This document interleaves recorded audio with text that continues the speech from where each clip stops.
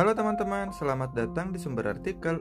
Jangan lupa tekan tombol subscribe dan aktifkan lonceng notifikasinya ya, agar apabila channel ini mengupload episode terbaru, kalian tidak akan ketinggalan. Selamat mendengarkan novel Little Paradise di episode 34. Ketika pintu lift membuka dan menampakkan lobi hotelnya yang mewah, pemuda itu segera bergegas keluar dan berlari ke arah pintu putar otomatis. Dia abaikan pandangan bertanya-tanya dari beberapa orang yang kebetulan berada di sana, maupun tatapan bingung dari para pekerja hotelnya yang nyaris tak pernah melihat berlari terburu-buru seperti itu. Namun ketika menemukan dirinya berada di jalan yang cukup ramai, dia kemudian berhenti, menoleh ke kanan dan ke kiri kebingungan. Sebaiknya ke Lead Hall atau Royal Exchange. Selang 2 menit setelah berhenti, Brian kemudian berbelok ke kiri, kembali berlari menyusuri trotoar hingga bertemu dengan jalan raya yang lebih besar. Dia kembali berlari, mengecek jamnya berkali-kali dan memastikan waktunya masih banyak. Dia cukup tahu toko-toko di Royal belum tentu akan tutup dalam waktu 1-2 ke depan. Namun, dia merasa sedikit tidak enak karena telah terlanjur menyuruh Renata agar jangan bergerak dan menunggunya begitu saja.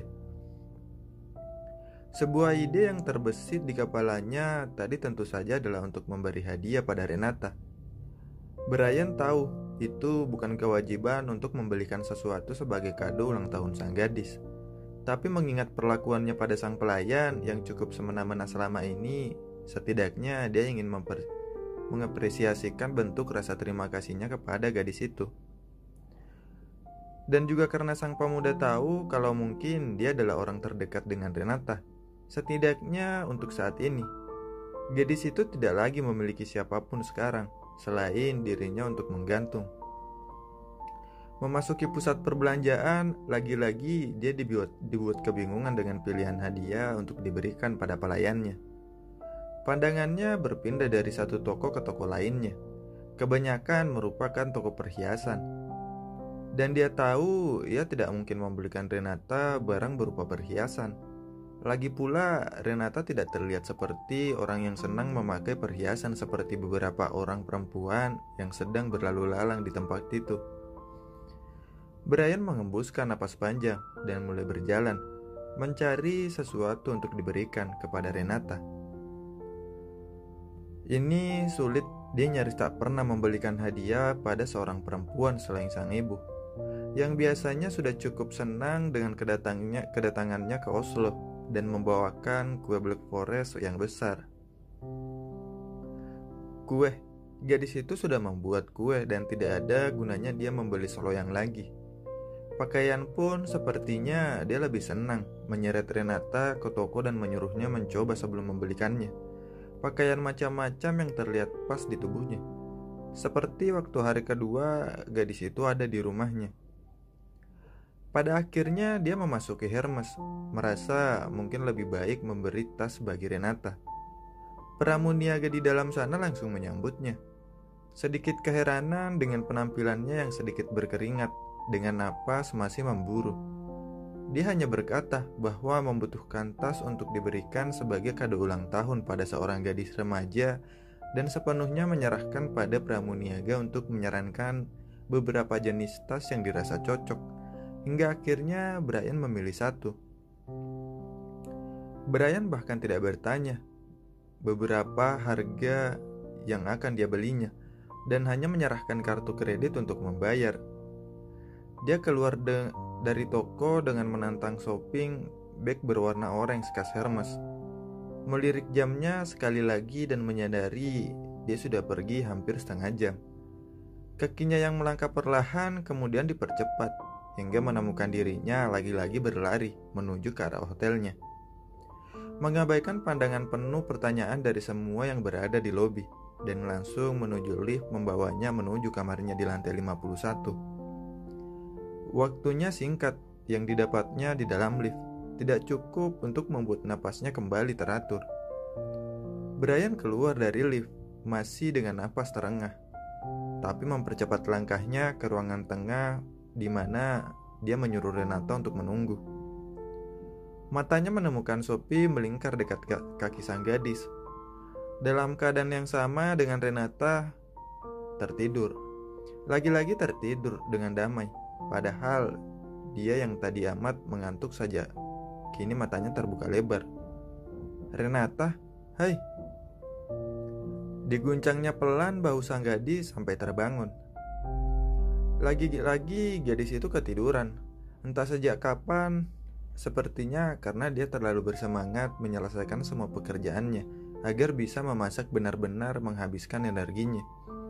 Setelah tubuhnya diguncang beberapa saat, Renata mulai membuka kelopak matanya perlahan. Pandangan masih sedikit buram, kepalanya agak pusing. Ditambah leher bagian belakangnya juga sedikit tertarik karena posisi tidurnya yang sama sekali tidak bisa disebut nyaman. Butuh beberapa waktu hingga Renata benar-benar sadar jika masih ada di sofa. Baru tak lama kemudian, Renata mengingat akan tugasnya. Menunggu tuannya pulang serta menjaga agar kuenya masih utuh karena akan dimakan lagi sekembalinya pemuda itu kemari. Dan sekarang saat dia mendengar suara tidak asing serta ketika sepasang matanya bertemu dengan sosok tuannya, Renata refleks mengucapkan selamat datang dengan lirih, seolah masih setengah sadar. Tuannya sudah kembali. Disempatkannya melirik jam yang tergantung di dinding tak jauh dari sana. Dan jam itu menunjukkan jika tuannya hanya pergi sekitar 30 menit. Namun setelah Renata kembali menatap pada tuannya yang terlihat lelah, dia sedikit memiringkan kepala. Pandangannya bertanya-tanya, apakah gerangan yang membuat pemuda itu hingga terengah-engah seperti sekarang? Sama seperti saat pergi tadi yang sangat buru-buru. Apakah kembali kemari juga dengan terburu-buru? Memangnya ada apa yang membuatnya hingga terengah-engah begini? Tuan baik-baik saja? Saya ambilkan air. Satu teriakan sontak dikeluarkan ketika akan menaruh piring kecil di tangannya ke atas meja. Seharusnya piring itu masih berisi kue yang nyaris utuh. Cheesecake milik tuannya yang janji akan dihabiskan sekembalinya dari urusan yang nampak mendesak. Seharusnya, tapi yang Renata lihat piring itu kosong bersih. "Sophie?" Renata menatap tidak percaya ke arah anjing itu. Berani-beraninya Sophie memakan kue di tangannya saat dia tertidur.